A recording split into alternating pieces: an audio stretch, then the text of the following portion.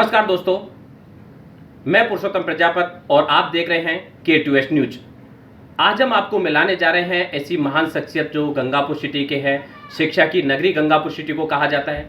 तो यहाँ पर प्रज्ञा एकेडमी के जो डायरेक्टर्स हैं देवेंद्र भाव सर और छिपा सर, उनसे जानते हैं कि गंगापुर सिटी में शिक्षा के बारे में उनकी क्या राय है, क्या वो लोगों को संदेश देना चाहते हैं, यहाँ पर क्या बच्चों के जो एजुकेशन को लेकर बच्चों को क्या वो संदेश देंगे।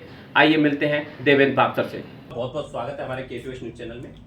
और सर आपसे एक सवाल रहेगा कि जैसे गंगापुर सिटी में निजी कोचिंग संस्थान जो आए हैं, उनके आने पर गंगापुर सिटी में क्या फ़र्क पड़ेगा, इसके बारे में सर कुछ बताएंगे आप? एक्चुअल में बात क्या है कि वैसे तो देखा जाए तो जो बाहर से जो कोचिंग संस्थान आए हैं उन्होंने सारी फैकल्टी तो गंगापुर से ही ली है, यानी वो लोकल ही इंस्टीट्यूट हैं, उसमें नयापन कुछ नहीं है।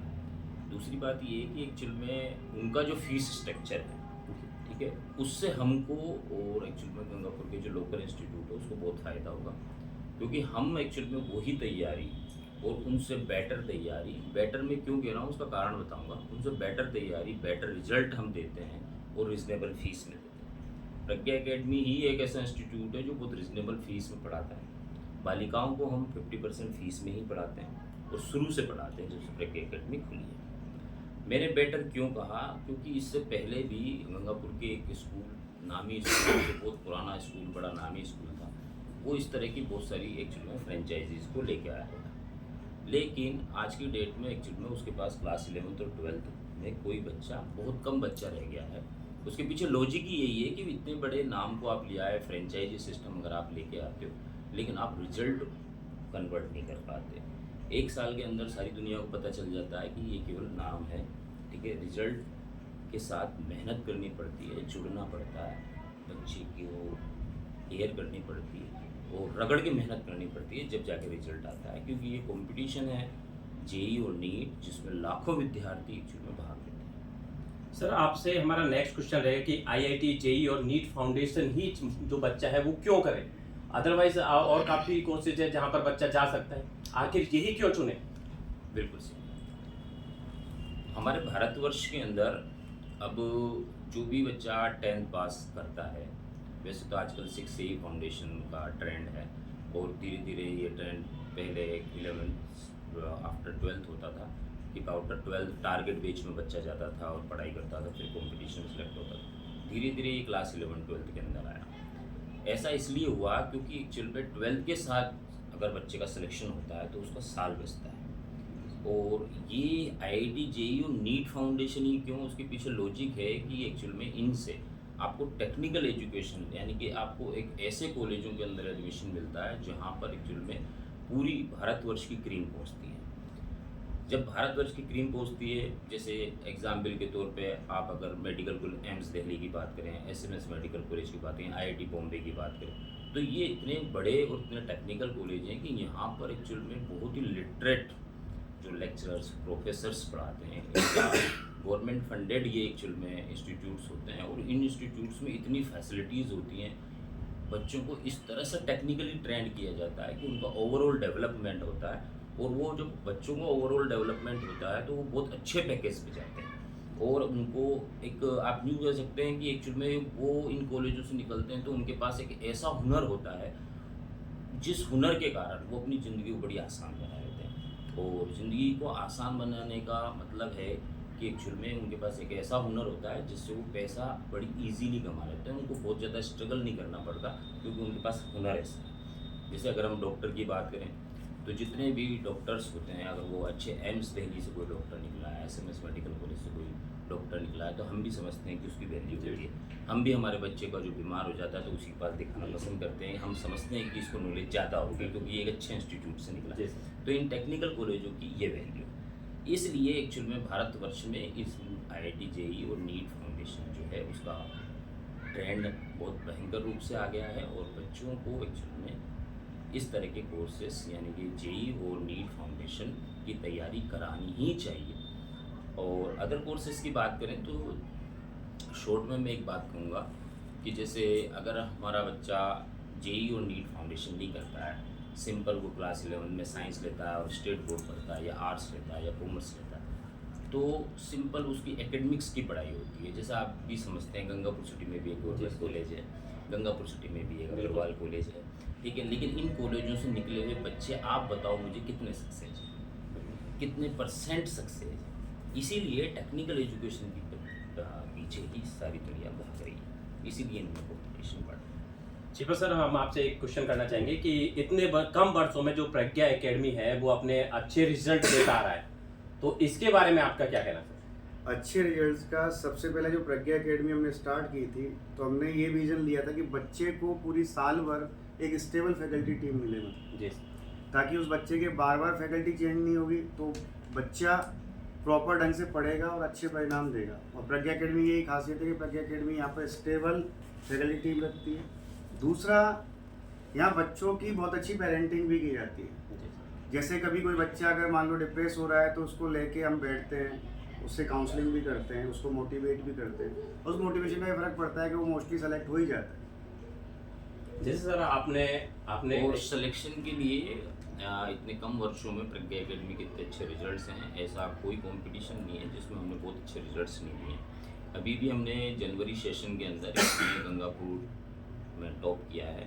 12th के साथ निवेदिता भावसार ने एक्चुअल में, ठीक है, जेई में गंगापुर सिटी के अंदर सबसे ज़्यादा परसेंटाइल प्राप्त किया है। तो मैं ये बात कहना चाह रहा हूँ कि इतने कम वर्षों में उसके पीछे एक बेसिक लॉजिक ये भी है कि हमको ये प्रोसेस पता है, उस प्रोसेस के हम बहुत बढ़िया जानकार हैं, उस प्रोसेस को हम बहुत बारीकी और गहराई से समझते हैं, और उस प्रोसेस के अंदर हम कीड़े हैं, आप यूँ समझते हो। इसलिए हम जानते हैं कि एक्चुअल में, ठीक है, ये जो गहराई है, उस गहराई को के साथ अगर बच्चों के साथ मेहनत करेंगे तो सिलेक्शन होगा 100%। अभी आपने कुछ समय पहले एक बात कही थी कि गर्ल्स एडमिशन जो है वो स्कॉलरशिप यानी 50% छूट आप यहाँ दे रहे हैं जी, तो उसके पीछे आपका क्या रीज़न है सर कि गर्ल्स को आप 50% छूट दे रहे हैं? एक्चुअल में जब मैं गंगापुर सिटी आया आज से 20 साल पहले, तो गंगापुर सिटी में लोग फाउंडेशन का नाम भी नहीं जानते थे, है ना।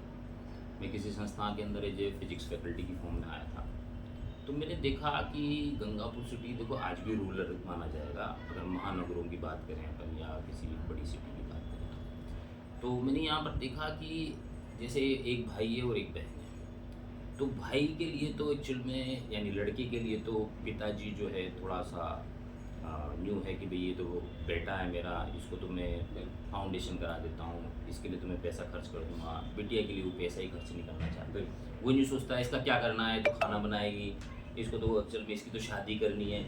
मैंने ये देखा है कि एक्चुअल में जो थोड़ा सा रूरल इलाके होते हैं वहाँ पर ले देखिए, अगर कोई लड़की पैदा हुई है ना, तो बस उसको पैदा होते से ही पिताजी सोचता है मुझे इसकी शादी करनी। अरे भाई उसको पढ़ाओ लिखाओ, वो खुद कर लेगी शादी, इतनी जल्दबाजी मत करो। अगर वो टैलेंटेड होगी तो 10 तो लड़के आएंगे आपके पास, तो ऑटोमेटिक वो खुद भी कर सकती है, ऐसी कोई इतनी चिंता करने की कोई जरूरत नहीं है ना। तो कहने का मतलब ये कि सबसे पहले तो लक्ष्य होना चाहिए कि बिटिया एक्चुअल में पढ़े लिखे, कम से कम अपने पैरों पे खड़ी हो। शादी तो आपको करनी ही है और आप करोगे भी सही, ये काम का बात का काम है। लेकिन तो मैंने ये ऐसी बहुत सारी चीज़ें हैं जिनकी वजह से गर्ल्स एजुकेशन पर एक्चुअल में यहाँ के जो माता पिता हैं वो थोड़ा कम ध्यान देते थे। तो मैंने सोचा कि अगर फीस कम रखते हैं तो हो सकता है उसका मन बन जाए, क्योंकि बिटिया तो उसकी है और ऐसी भी नहीं है कि वो लाडली भी नहीं होगी, लेकिन उसके प्रति सोच थोड़ी सी ऐसी थी। तो गर्ल्स एडमिशन का ये फ़ायदा हुआ कि एक्चुअली आप देखो, आप प्रज्ञा एकेडमी के मोस्ट ऑफ द रिजल्ट्स के अंदर एक्चुअली गर्ल्स जो है वो टॉपर्स रही हैं, ठीक है। अभी जनवरी सेशन में भी गर्ल्स ही टॉप किया, तो इसके बहुत अच्छे परिणाम उनको मिले हैं। और हम ये चाहते हैं कि ये सेवा है, ठीक है, और ये बहुत अच्छी सेवा है।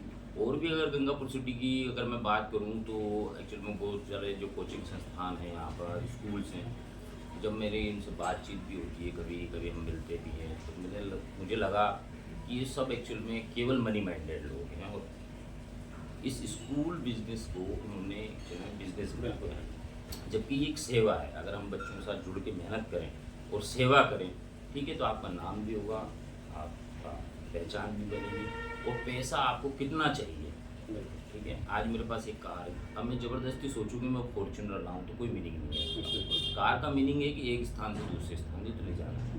तो मैं चाहता हूं कि मैं एक्चुअली गंगापुर की जो स्टूडेंट्स हैं उनकी सेवा करूँ।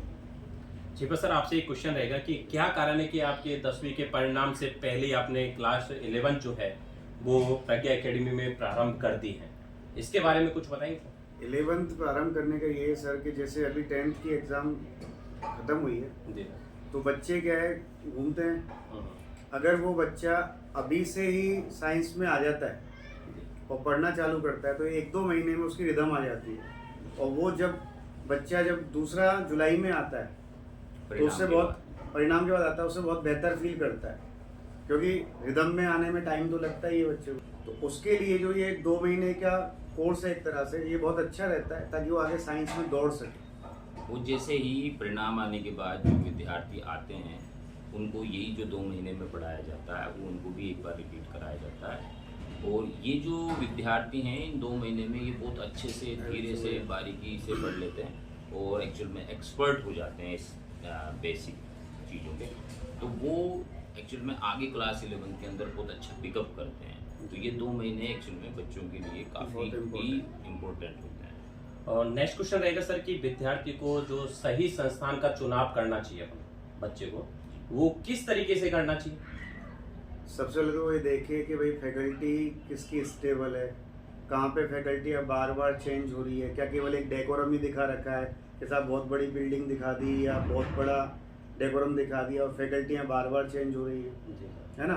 तो उससे क्या बच्चे डिस्टर्ब होता है। और प्रज्ञा एकेडमी की खासियत मैंने आपको शुरू से ही बताई कि यहाँ पर जो सबसे मेन इंपॉर्टेंट चीज़ है वो है कि फैकल्टी स्टेबल है और फिर बैच छोटे हैं, बड़े बैच नहीं है और तरह नहीं। जैसे कोटा में आप जाओ या गंगापुर में और आप जाओगे तो 150, 200 बच्चे एक बैच में पढ़ रहे हैं। अब आप सोचो कि 200 बच्चा अगर एक बैच में पढ़ेगा तो क्या तो डाउट पूछेगा, क्या अपनी क्वेरी को पूरा कर पाएगा, तो उसमें वो रेस्पॉन्स आ ही नहीं पाता बच्चे में। और ये चीज़ें डाउट सॉल्विंग हुई, बच्चे की time to time test paper हुआ, टेस्ट का डिस्कशन हुआ और बच्चे की जो सबसे मेन इंपॉर्टेंट चीज़ है फैकल्टी वो यहाँ स्टेबल है। इसलिए प्रज्ञा एकेडमी बच्चों के लिए बेस्ट है। और सर क्या संदेश आप देना चाहेंगे इस चैनल के माध्यम से विद्यार्थियों को और गंगापुर वासियों की जो मैं गंगापुर सिटी के सभी गार्जियंस यानी कि अभिभावक, विद्यार्थियों के माता पिता और विद्यार्थी सभी को एक ही संदेश देना चाहता हूँ, वो ये कि आप एक्चुअल में आपके जो बच्चे हैं उनको बड़ी जागरूकता के साथ एक्चुअल में किसी स्कूल में भेजें। वो क्या पढ़ रहा है, कौन उसको पढ़ा रहा है, उसकी पूरी जानकारी रखें। आज उसने क्या पढ़ा क्या था, सीखा था, क्या उसने सीखा, उसके बारे में भले ही आप पढ़े लिखे नहीं हो लेकिन थोड़ी सी चर्चा जरूर करें। खाना खाते समय उस विद्यार्थी के साथ जरूर चर्चा करें, ठीक है। उससे और जो भी एक्चुअल में उसको पढ़ाते हैं उन सभी टीचर्स के नंबर आपके पास होने चाहिए। टाइम टू टाइम उनको आप कॉल करके पूछें भाई मेरा बेटा क्या कर रहा है, किस सब्जेक्ट के अंदर कमज़ोर है, किस सब्जेक्ट के अंदर अच्छा है, ठीक है। हर 15 दिन में टेस्ट होते हैं, रिजल्ट तो पहुंचता ही है, लेकिन कुछ उदासीन गार्जियन होते हैं जो अपने बच्चों की एक्चुअल में बिल्कुल भी परवाह नहीं करते हैं। बस उन्होंने ये सोच रखा है कि जब ये 3 साल का था जब भी हमने एक स्कूल भेजा, अब ये कक्षा 10 पास कर ली तब भी हम एक स्कूल भेज रहे हैं, ये पढ़ रहा है बस, है ना। जागरूकता कुछ भी नहीं है कि ये क्या बनेगा, ये पढ़ भी रहा है कि नहीं पढ़ रहा है, स्कूल वाले क्या पढ़ा रहे हैं, हमारा टीचर से कोई कॉन्टेक्ट नहीं है। बस एक ठीक है लिस्ट आ जाती है, उसको हम देख लेते हैं, उसको भी कई बार नहीं देखते हैं, बड़े उदासीन लोग हैं। तो उदासीनता से की जगह जागरूकता के साथ रहें कि भाई हमारा बच्चा पढ़ रहा है, उसका गोल सेट करें।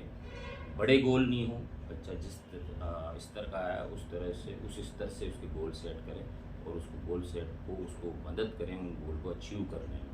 आप ये बोलें उनसे कि बेटा मैं हूँ तो इसके लिए प्रयास करें, चिंता मत कर, ठीक है ना। और उसको ज़्यादा मैं एक बहुत अच्छी इंपॉर्टेंट बात कहना, ज़्यादा रिसोर्सेज के बारे में मत बताओ कि मैं गरीब हूँ, मेरे पास तो कम पैसे हैं, ठीक है, अब तेरा ये गोल इतना बड़ा क्यों है। इन चीज़ों को डिस्कस नहीं करते हुए आप ये बोलें बेटा तेरा ये गोल है, तेरे को ये बनना है, मैं तेरे साथ हूँ, चिंता मत कर, तू आगे बढ़, मैं हूँ पीछे। ये हर पेरेंट्स को बोलना चाहिए। बहुत बहुत धन्यवाद सर।